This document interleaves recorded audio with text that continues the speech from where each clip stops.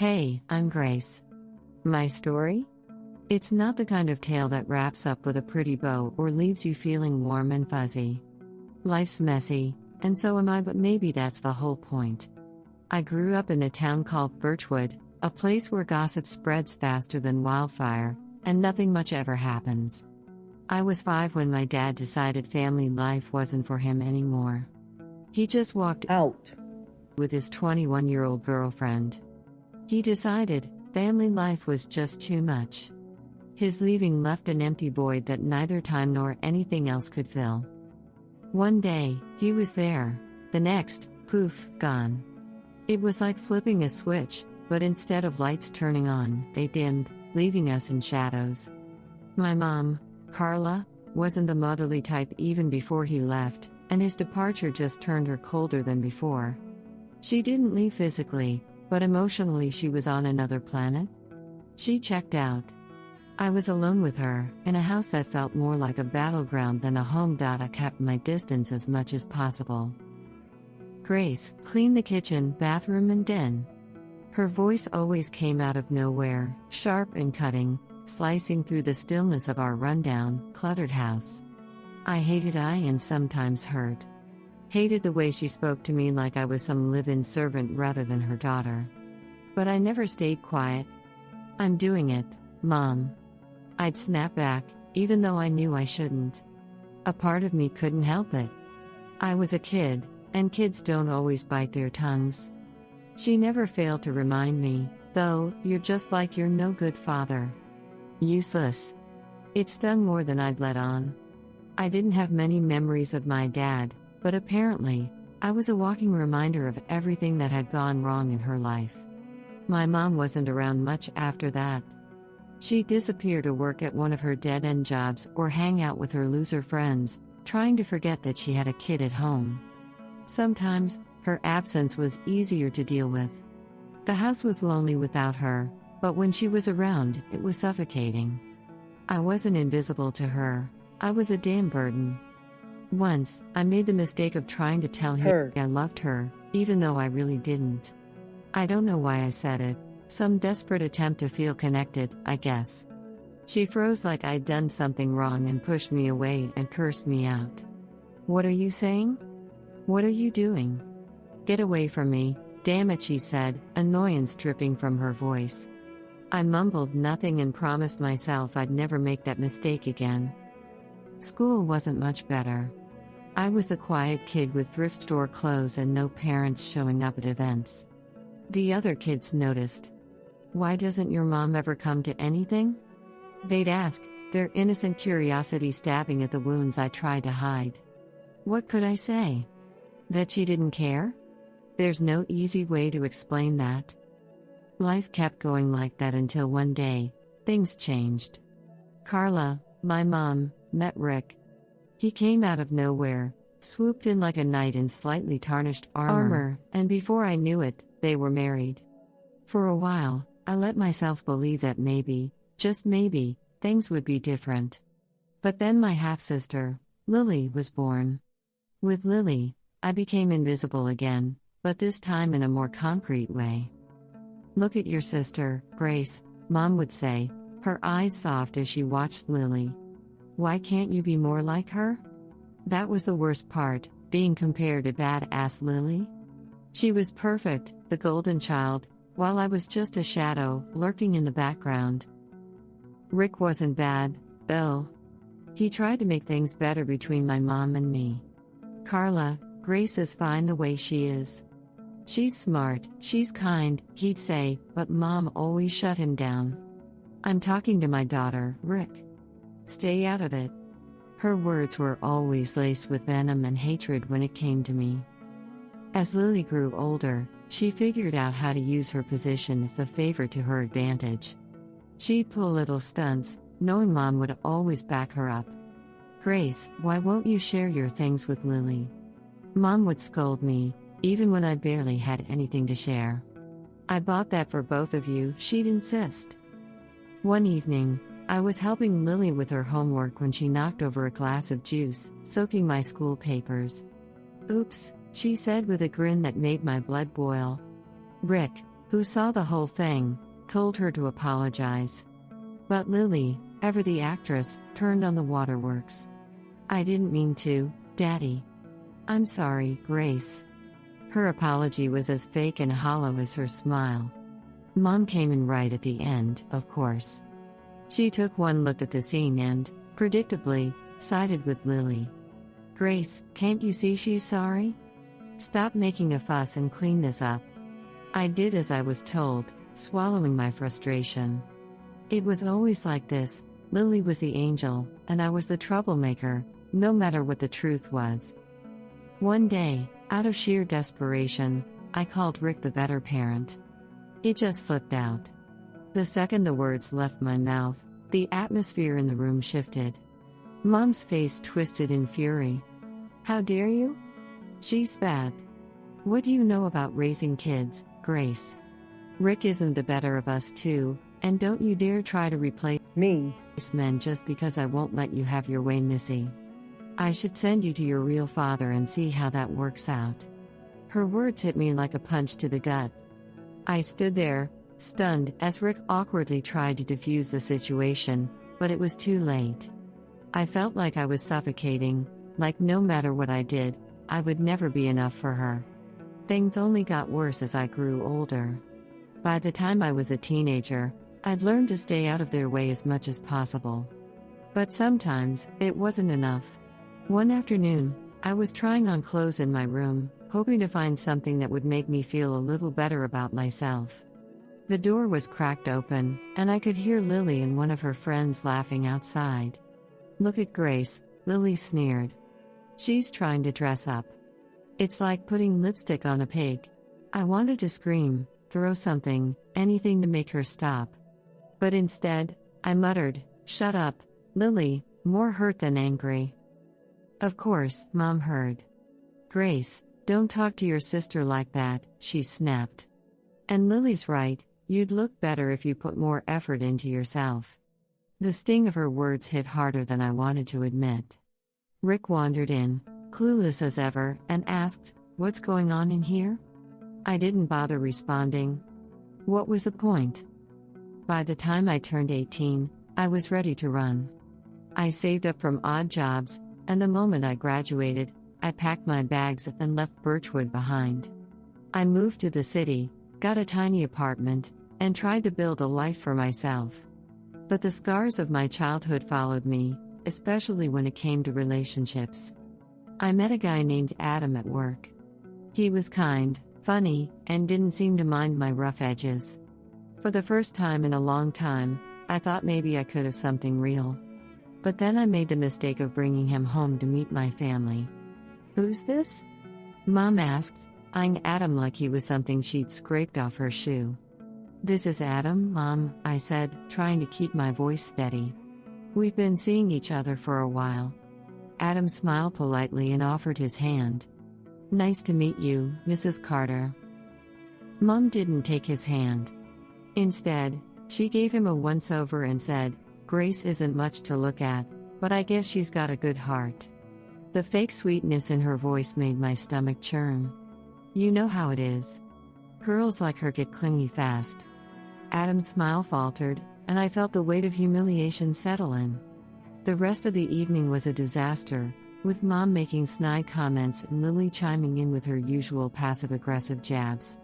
By the time Adam left, I knew it was over. And it was. He stopped calling after that. It wasn't just Adam. Every time I thought I might have found someone, my family found a way to destroy it. Eventually, I stopped bringing anyone home. I stopped hoping for something different. Years passed, and I carved out a life for myself. I got a job as a graphic designer, moved into a nicer apartment, and kept my family at arm's length. But then I met Daniel. Daniel was different. He saw me, the real me, and didn't flinch. He loved me, not in spite of my past but because of who I had become through it all. One night, as we sat together on the couch, he said, "I think it's time we meet each other's families." The thought of him meeting my family filled me with dread. "Daniel, my family." "It's complicated," I said, trying to find the right words. Everyone's family is complicated, he said with a smile. How bad can it be? I sighed and told him everything about Mom, Lily, the years of feeling like I wasn't good enough. I waited for him to change his mind, but instead, he squeezed my hand and said, "We'll get through it together." And that's what we did. We faced my past head on, and for the first time, I realized that I didn't have to carry the weight of it alone. So, I agreed to bring Daniel home, even though the idea made my stomach churn. I kept telling myself that this time would be different. I wasn't that scared little girl anymore, and Daniel wasn't some guy who would be intimidated by my family's cruelty. But no matter how much I tried to convince myself, the knot in my chest tightened with each passing hour. We arrived at the house on a dreary Saturday afternoon. The place hadn't changed, same peeling paint, same creaky porch, same suffocating sense of dread. Daniel held my hand, giving it a reassuring squeeze as we approached the front door. I took a deep breath, steeling myself for what was to come. As the day approached, Mom answered the door, and as expected, her face was the same mask of disinterest. "Oh, you brought someone," she said, looking Daniel up and down with the same scrutinizing gaze she'd used on Adam all those years ago. "This is Daniel," I said, trying to keep my voice steady. "We've been together for a while." Daniel smiled, that kind, patient smile of his. "Nice to meet you, Mrs. Carter." Mom didn't smile back. Instead, she turned her back to us and walked into the house, muttering something under her breath about unannounced visits. I swallowed hard and followed her inside, Daniel close behind me. Lily was sitting in the living room, scrolling through her phone. She looked up when we walked in and raised an eyebrow. Well, Grace actually brought someone home. I'm shocked." I ignored her comment and sat down on the edge of the couch, Daniel beside me. He gave me a small nod, silently telling me he was there, that we could do this. I wanted to believe him, but the old fears were creeping back in. Dinner was a disaster, as expected. Mom picked apart every little thing about Daniel, his job, his clothes, even the way he held his fork. "I hope you're not one of those guys who thinks they can fix Grace," she said, her voice dripping with condescension. "She's a handful. Always has been." Daniel didn't rise to the bait. He calmly responded to each jab with grace and patience, but I could see the tension in his jaw, the way his knuckles whitened as he gripped his fork. Meanwhile, Lily made little comments throughout the meal, her voice sugary sweet as she pretended to be concerned for me. "Grace, are you sure this relationship is a good idea? I mean, after everything that happened with Adam and the others. You don't want to get your hopes up." I clenched my fists under the table, biting back the retort that was bubbling up in my throat. But Daniel, to my surprise, spoke up. "With all due respect," he said, his voice calm but firm, "Grace doesn't need anyone to fix her. She's one of the strongest, most resilient people I've ever met. If anything, I'm the lucky one here." The room went silent. Mom blinked, clearly taken aback by his words, and Lily's smirk faltered. For the first time in my life, I saw something shift in their eyes, something that almost resembled respect. But it didn't last long. After dinner, while Daniel was in the bathroom, Mom cornered me in the kitchen. Her face was tight with barely concealed anger. "I don't know what you think you're doing, Grace," she hissed, keeping her voice low. "But don't get any ideas. Men like him don't stick around for girls like you. He'll leave, just like they all do. Just like your father did." Her words cut through me like a knife, sharper than I'd expected. I'd heard it all before, but something about the way she said it this time, so certain, so cruel, made my chest ache with old wounds. I opened my mouth to respond, but no words came out. I was frozen, just like I'd been so many times before. But then, Daniel walked in. He didn't say anything at first, just took in the scene, Mom standing too close, her face twisted in that familiar expression of disdain. And me, standing there like a deer caught in headlights. His eyes softened, and without hesitation, He walked over and wrapped his arm around my shoulders. "Grace," he said quietly, but loud enough for Mom to hear, "you don't have to take this anymore." Mom stiffened, her eyes narrowing. "Excuse me?" I said. Daniel repeated, his voice steady, "She doesn't have to take this. We're leaving."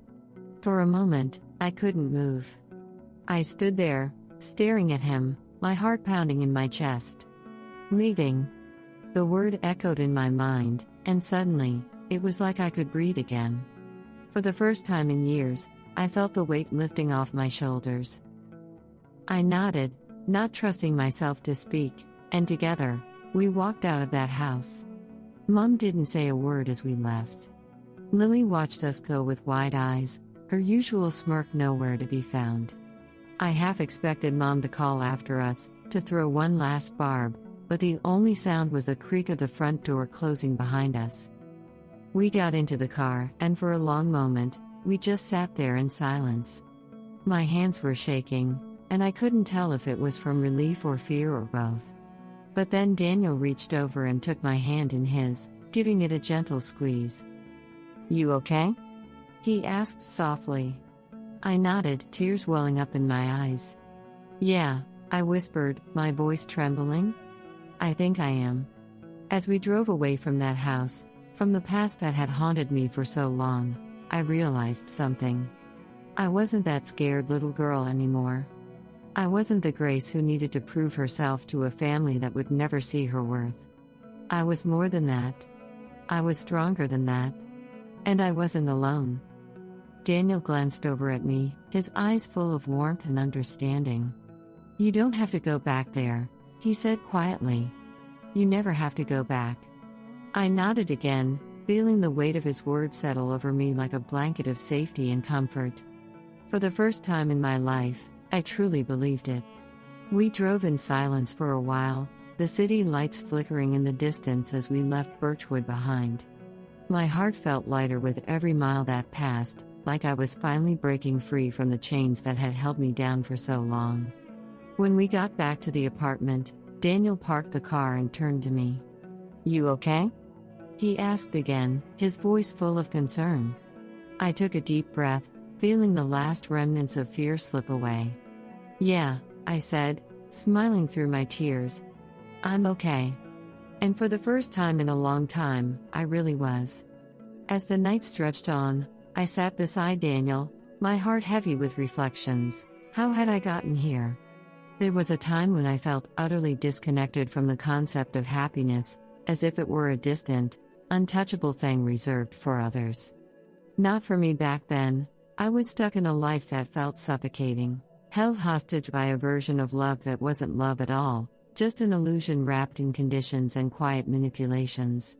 Self-worth wasn't something I could grasp, always slipping through my fingers like sand. But now, standing here, holding Daniel's hand, I realized something profound. Happiness isn't a rare, fleeting prize for the lucky. It's a decision, a series of deliberate actions that align your life with your values, your needs, and, most of all, your worth. I had chosen this.